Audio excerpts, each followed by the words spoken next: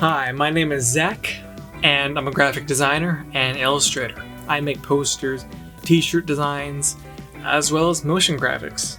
And today I want to talk to you about movie posters. And first I want to set it up with a question. Let's say you're a filmmaker and you want to... You have to start a fundraiser, right? You need the funds to make the film.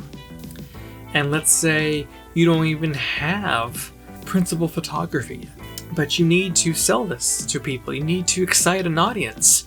How do you do this if you don't have the said principal photography to make a poster that you see all the big movie studios? To make a poster like that, to compete with that, is very difficult when you're in that circumstance. So that made me think of like, well, that is a quandary. You know, what is the solution to that problem? It made me kind of sit back and think, okay, well, what is a successful movie poster? What are the type of movie posters that hang on people's walls? What's the type of movie poster that people want to buy? What's the type of movie poster that people see and go, I want to watch that film? What is it? And so I've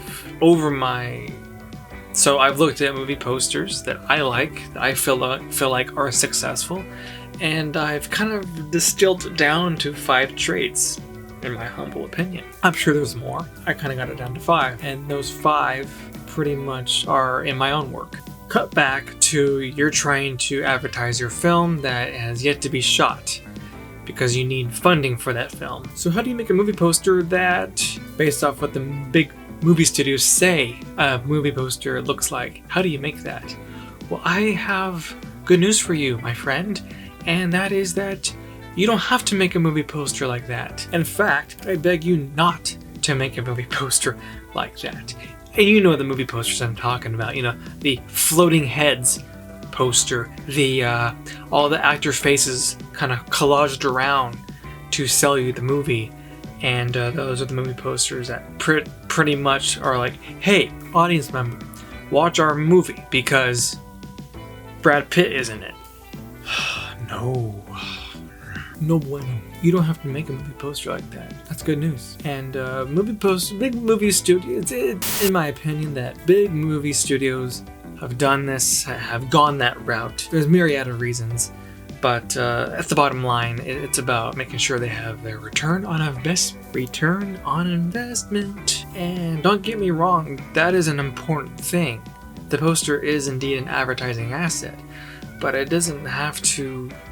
It does not have to result in those type of posters. In fact, all those movie posters, they look the same. I'm sure you agree. All look the same. In fact, you think big movie poster, you think of those posters, right? I've had clients who come to me asking for a blockbuster movie poster, and those are the movie posters they send me. We want it to look like this, and because they want to present themselves as this professional cinematic movie, right? And there's nothing wrong with that. But where they are mistaken is that cinematic movie poster it's not exclusive to that look. That look is the result of myriad of that may have nothing to do with you, or may not even align with your code of filmmaking, right? Or how you would want to present your film. So what the heck am I trying to say? So rewind back to the beginning. You're a filmmaker, you're trying to fund your poster. You're trying to fund your movie. And so, okay, what do I do, Doc? What do I do? Well, the first of the 5 traits, you want an intriguing concept. It needs to start with that, man. That's the foundation of the house. Have an intriguing concept, something that excites the audience, or your potential audience, or your potential investor. Every great poster has an amazing concept at its foundation. This is your hook. Spark some awe and shock into your audience. Get them intrigued. Number 2 is authenticity. Authenticity. This trait comes naturally if you have an intriguing concept. So Win-win, right? A hallmark of a poster that has authenticity, one that doesn't rely on photos of actors, if you catch my drift. Like I said before, if your movie poster says, hey, come watch our film because we have Brad Pitt in it, I would say your poster doesn't have authenticity. Because why? Well, because there's 1,000 other posters next to it that doing the same thing. Hey, we have Brad Pitt in our movie. Well, we have Timothy Chalamet. Or we have Sandra Bullock. Not to say that doesn't work, not to say that isn't effective. I have a good feeling if you're watching this, you probably are the type of filmmaker who does not want to do that. And for various reasons. Number 3, passion. If your poster has an intriguing concept and your poster has authenticity, then your poster has passion. And naturally, your audience will feel that passion coming from the poster, coming from your poster. And passion is contagious. Hello, do I say more? And it's kind of obvious, but if your poster has passion, then your poster's gonna have number 4, which is personality, right? And personality is definitely one thing that, in my opinion, is lacking in a lot of those big movie posters. Ugh. I honestly, I'm trying to keep professional here, but when I think of the big studio movie posters, it just, I'm not doing it. Nope. Moving on. Lastly, number 5. Number 5 is, if you have all 4, there's a good chance your poster can be considered art. And that is, to me, a great accomplishment.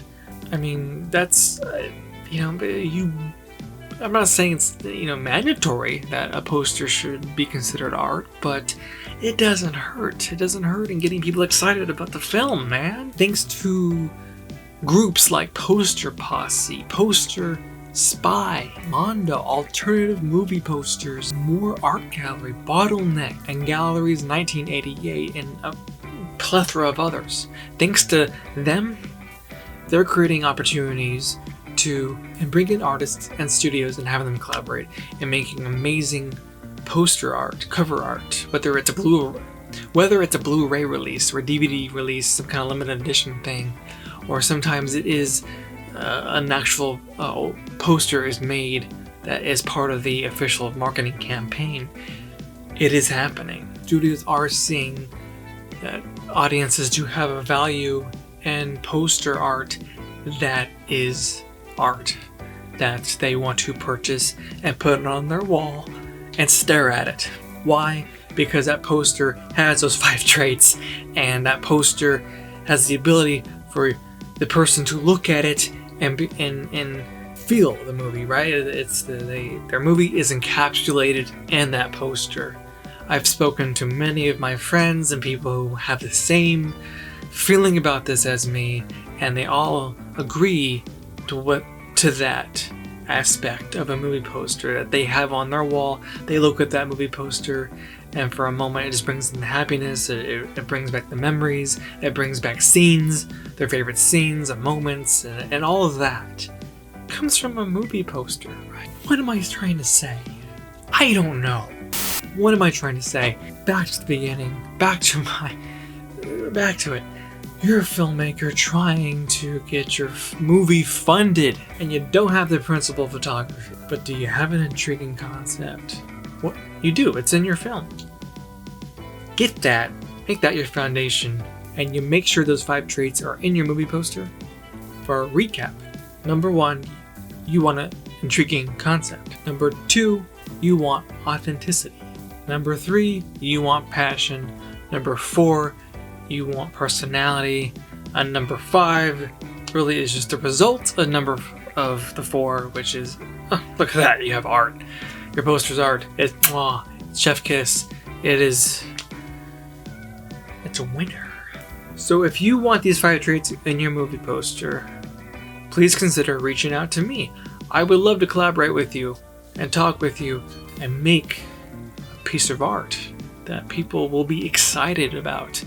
They'll want to see your movie, or if it's already made, they'll want a piece of memento to remember it by.